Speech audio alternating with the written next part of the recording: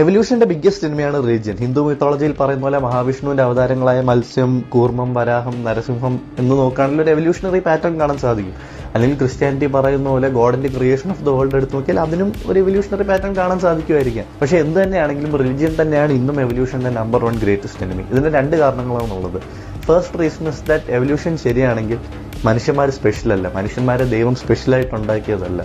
പല ഗ്രന്ഥങ്ങളും പറയുന്ന പോലെ മനുഷ്യന്മാരെ ബാക്കി ജീവജാലങ്ങളെ പോലെ ഇവോൾവ് ചെയ്ത് വന്നതാണ്. And the second reason is that evolution ശരിയാണെങ്കിൽ നമ്മുടെ പല ഗ്രന്ഥങ്ങളിലും പറഞ്ഞിട്ടുള്ള കാര്യങ്ങൾ, മഹാഭാരതമാവട്ടെ, ബൈബിളാവട്ടെ, രാമായണമാവട്ടെ, പല ഗ്രന്ഥങ്ങളിലും പറഞ്ഞിട്ടുള്ള കാര്യങ്ങൾ ഒന്നും തന്നെയും ദൈവം തന്നെ പറഞ്ഞ കാര്യങ്ങളല്ല, നമ്മളെപ്പോലെ തന്നെ ഇവോൾവ് ചെയ്ത് വന്ന മനുഷ്യർ പറഞ്ഞിട്ടുള്ള കാര്യങ്ങളാണ്.